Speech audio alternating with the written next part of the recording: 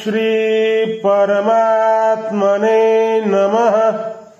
अध्याय 12 श्लोक 16 भावार्थ। अनपेक्ष सुचिर्दक्ष उदासीनो गतव्यथः सर्वारंभ परित्यागी यो मद्भक्तः स मे प्रियः। जो आकांक्षा रहित, अंतर्बाह्य पवित्र, दक्ष, उदासीन, व्यथारहित आणि सर्व आरंभांचा अर्थात नवनवीन कर्मारंभाचा सर्वथा त्यागी आहे, तो माझा भक्त मला प्रिय आहे। अनपेक्ष भक्त भगवंताला श्रेष्ठ मानतो। त्याच्या दृष्टीत भगवत प्राप्तीपेक्षा अधिक श्रेष्ठ दुसरा कोणताही लाभ नसतो। म्हणून संसाराच्या कोणत्याही वस्तूत त्याचे किंचित मात्र हे आकर्षण नसते। एवढेच नव्हे तर आपले म्हणविले जाणारे शरीर, इंद्रिये, मन, बुद्धी याच्यातही त्याचा आपलेपणा राहत नाही, तर त्यांनाही तो भगवंताचे समजतो, जे वास्तविक भगवंताचेच आहेत। म्हणून त्याला शरीर निर्वाहाची सुद्धा चिंता राहत नाही, तर मग तो कोणत्या गोष्टीची अपेक्षा करील, अर्थात मग त्याला कोणत्याही वस्तूची इच्छा, वासना, स्पृहा राहत नाही। भक्तावर कितीही मोठी आपत्ती आली तरी आपत्तीचे ज्ञान असूनही त्याच्या चित्तावर प्रतिकूल प्रभाव पडत नाही। भयंकराती भयंकर परिस्थितीतही तो भगवंताच्या लीलेचा अनुभव करून मस्त राहत असतो। म्हणून तो कोणत्याही प्रकारच्या अनुकूलतेची कामना करीत नाही। नाशवान पदार्थ तर राहत नाहीत, त्यांचा वियोग अवश्यंभावी आहे आणि अविनाशी परमात्म्यापासून कधी वियोग होतच नाही। या वास्तविकतेला जाणून घेतल्यामुळे भक्ताचे ठिकाणी स्वाभाविकच नाशवान पदार्थाची इच्छा उत्पन्न होत नाही। ही गोष्ट विशेष लक्षात ठेवण्यासारखी आहे की केवळ इच्छा केल्याने शरीर निर्वाहाचे पदार्थ मिळत असतात आणि इच्छा न केल्याने मिळत नसतात, असा काही नियम नाही। वास्तविक शरीर निर्वाहाची आवश्यकता सामुग्री आपोआप प्राप्त होत असते, कारण प्रत्येक जीवाच्या शरीर निर्वाहाच्या आवश्यक सामुग्रीची व्यवस्था अगोदरच भगवंताकडून झालेली असते। इच्छा केल्याने तर आवश्यक वस्तूच्या प्राप्तीत बाधा येत असते।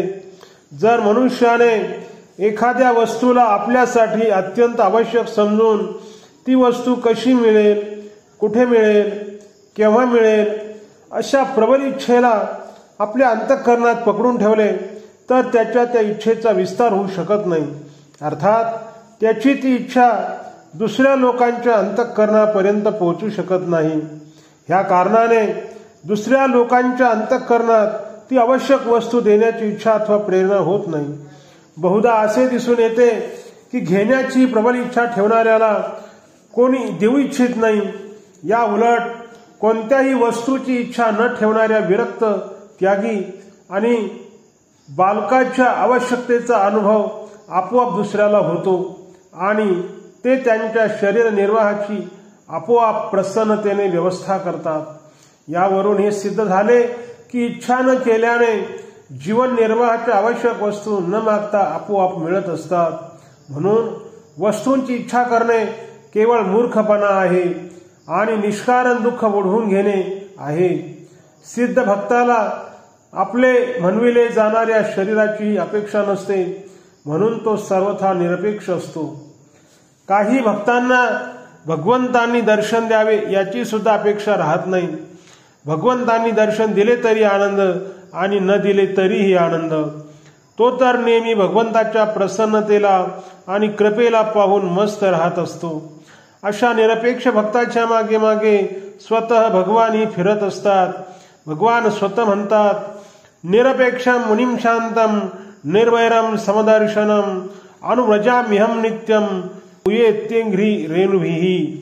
जो निरपेक्ष, कोणाची अपेक्षा न ठेवणारा, निरंतर माझे मनन करणारा, शांत, द्वेषरहित आणि सर्वांविषयी समदृष्टी ठेवणारा आहे, त्या महात्म्याच्या मागे मागे मी सदा अशा विचाराने फिरत असतो की त्याचे चरणरज माझ्यावर पडावे आणि मी पवित्र व्हावे. कोणत्याही वस्तूची इच्छा मनात ठेवून भगवत भक्ती करणारा मनुष्य वास्तविक त्या इच्छित वस्तूचाच भक्त असतो, कारण तो वस्तूसाठीच भगवंताची भक्ती करत असतो, भगवंतासाठी नाही. परंतु भगवंताची ही उदारता असते की त्यालाही आपला भक्त मानतात, कारण तो इच्छित वस्तूसाठी दुसऱ्या कोणावरही भरोसा न ठेवता अर्थात केवळ भगवंतावरच भरोसा ठेवून भजन करतो. एवढेच नव्हे तर भगवान भक्त ध्रुवाप्रमाणे त्याची इच्छा पूर्ण करून त्याला संपूर्णपणे निष्पृह बनवतात. शुचिही शरीराविषयी अहंता ममता मी माझेपणा न राहिल्याने भक्ताचे शरीर अत्यंत पवित्र असते. अंतःकरणात राग द्वेष हर्ष शोक काम क्रोधादी विकार न राहिल्यामुळे त्याचे अंतःकरणही अत्यंत पवित्र असते. अशा अंतर्बाह्य पवित्र भक्ताचे दर्शन स्पर्श वार्तालाप आणि चिंतनाने दुसरे लोक पवित्र होतात. तीर्थ सर्व लोकांना पवित्र करतात, परंतु असे भक्त तीर्थांना तीर्थत्व प्रदान करतात, अर्थात तीर्थ ही त्यांच्या चरण स्पर्शाने पवित्र होतात. परंतु भक्ताच्या मनात असा अहंकार नसतो. असे भक्त आपल्या हृदयाचे ठिकाणी विद्यमान असलेल्या पवित्राणाम पवित्रम पवित्रांनाही पवित्र करणारे भगवंताच्या प्रभावाने तीर्थांनाही महातीर्थता प्रदान करत हिंडत असतात. तीर्थी कुर्वन्ति तीर्थानी स्वांतस्तेन गदाभृता. महाराज भगीरथ गंगेला उद्देशून म्हणतात, साधवोर्या शिनशांता ब्रह्मनिष्ठा लोकपावनाहा हरत्यंगम ते संघसंघात ते श्वासे ह्या भीतधरही. माते, ज्यांनी इहलोकातील आणि परलोकातील संपूर्ण कामनांचा त्याग केला आहे, जे संसारापासून उपरत होऊन आपल्या स्वतःमध्ये शांत आहेत, जे ब्रह्मनिष्ठ आणि लोकांना पवित्र करणारे परोपकारी साधू पुरुष आहेत, ते आपल्या अंगस्पर्शाने तुमच्या पाप्यांच्या अंगस्पर्शाने आलेल्या सर्व पापांना नष्ट करून टाकतील, कारण त्यांच्या हृदयात संपूर्ण पापांना नाश करणारे भगवान सदा सर्वदा निवास करत राहतात. दक्ष, ज्याने करण्यायोग्य काम करून टाकले आहे तोच दक्ष आहे. मानव जीवनाचा उद्देश भगवत प्राप्तीचाच आहे, यासाठीच मनुष्य शरीर मिळालेले आहे. म्हणून ज्याने आपला उद्देश पूर्ण केला आहे अर्थात भगवत प्राप्ती करून घेतली आहे, तोच वास्तविक दक्ष अर्थात चतुर आहे. विवेकियांचा विवेक आणि चतुरांच्या चातुर्याची पराकाष्ठा यातच आहे की त्यांनी या विनाशी आणि असत्य शरीराकडून अविनाशी असलेल्या मला तसेच सत्यतत्वाला प्राप्त करून घ्यावे. सांसारिक दक्षता वास्तविक दक्षता नव्हे. एका दृष्टीने तर व्यवहारात अधिक दक्ष असणे कलंकच आहे, कारण यामुळे अंतःकरणात जड पदार्थांचा आदर वाढत राहतो, जो मनुष्याच्या पतनाला कारण होतो. सिद्ध भक्तात व्यावहारिक दक्षताही असते, परंतु व्यावहारिक दक्षतेला पारमार्थिक स्थितीची कसोटी मानणे वास्तविक सिद्ध भक्ताचा अपमानच करणे आहे. उदासीन शब्दाचा अर्थ उत अधिक आसीन अर्थात वर बसलेला, तटस्थ, पक्षपात रहित असा आहे. विवाद करणाऱ्या दोन व्यक्तीविषयी ज्याचा संपूर्णपणे तटस्थ भाव राहतो त्याला उदासीन म्हटले जाते. उदासीन शब्द निर्लिप्ततेचे द्योतक आहे. जसे पर्वताच्या उंच शिखरावर उभे असलेल्या पुरुषावर खाली पृथ्वीवर लागलेल्या आगीचा अथवा नदीला आलेल्या पुराचा काहीही परिणाम होत नाही, तसेच कोणत्याही अवस्था घटना परिस्थिती इत्यादीचा भक्तावर कोणताही परिणाम होत नाही. तो सदा निर्लिप्त राहत असतो. जो मनुष्य भक्ताचे हित इच्छितो तसेच त्याच्या अनुकूल आचरण करतो तो त्याचा मित्र समजला जातो, आणि जो मनुष्य भक्ताचे अहित इच्छितो तसेच त्याच्या प्रतिकूल आचरण करतो तो त्याचा शत्रू समजला जातो. अशा प्रकारे मित्र आणि शत्रू समजले जाणाऱ्या व्यक्तीशी भक्ताच्या बाह्य व्यवहारात फरक वाटू शकतो, परंतु भक्ताच्या अंतःकरणात दोन्ही मनुष्याविषयी किंचित मात्रही भेदभाव नसतो. तो दोन्ही स्थितीत सर्वथा उदासीन अर्थात निर्लिप्त राहत असतो. भक्ताच्या अंतःकरणात आपली स्वतंत्र सत्ता राहत नसते.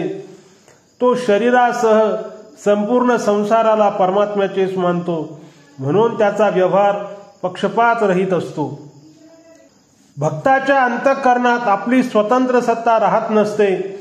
तो शरीरासह संपूर्ण संसाराला परमात्म्याचेच मानतो, म्हणून त्याचा व्यवहार पक्षपात रहित असतो. गतव्यथः काही मिळो अथवा न मिळो, काही येवो की जावो, ज्याच्या चित्तात दुःख चिंता शोकरूपी हालचाली कधी होतच नाही, त्या भक्ताला येथे गतव्यतः म्हटले गेले आहे. येथे व्यथा शब्द केवळ दुःखाचा वाचक नाही. अनुकूलतेची प्राप्ती झाल्यावर चित्तात प्रसन्नता, तसेच प्रतिकूलतेची प्राप्ती झाल्यावर चित्तात खिन्नतेची जी हालचाल होते ती देखील व्यथाच आहे. म्हणून अनुकूलता तसेच प्रतिकूलतेने अंतःकरणात होणारे राग द्वेष हर्ष शोक इत्यादी विकारांच्या सर्वथा अभावालाच या ठिकाणी गतव्यतः पदाने म्हटले गेले आहे. सर्व आरंभ परित्यागी भोग आणि संग्रहाच्या उद्देशाने नवीन नवीन कर्म करण्याला आरंभ म्हणतात. जसे सुखभोगाच्या इच्छेने घरात नवनव्या वस्तू एकत्र करणे, वस्त्र खरेदी करणे, धनवृद्धीच्या उद्देशाने नवनवीन दुकाने चालू करणे, नवीन व्यापार सुरू करणे इत्यादी.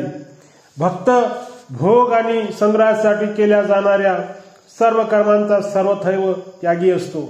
ज्याचा उद्देश संसार आहे आणि जो वर्ण आश्रम विद्या बुद्धी योग्यता पद अधिकार इत्यादीच्या अनुषंगाने आपल्यात विशेषता पाहतो तो भक्त नसतो.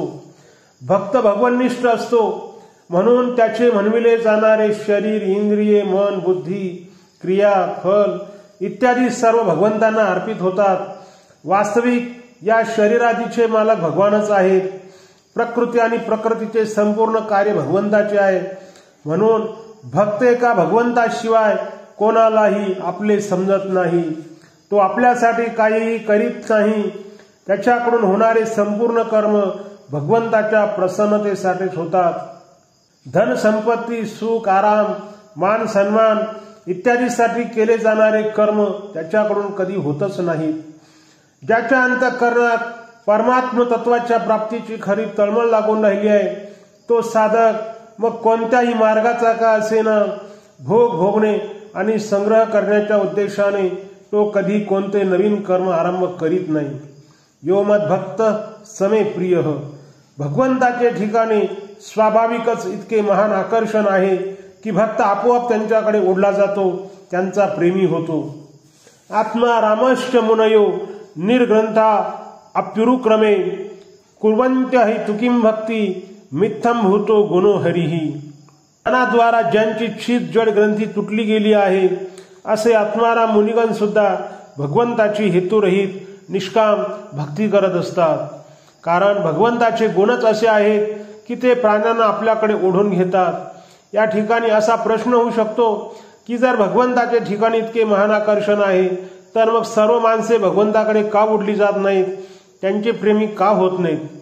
वास्तविक पाहिले असता जीव भगवंताचाच अंश आहे, म्हणून त्याचे भगवंताकडे सहज स्वाभाविक आकर्षण असते. परंतु जे भगवान वास्तविक आपले आहेत त्यांना तर मनुष्याने आपले मानले नाही, आणि जे मन बुद्धी इंद्रिये शरीर कुटुंबादी आपले नव्हेत त्यांना जीवाने आपले मानले.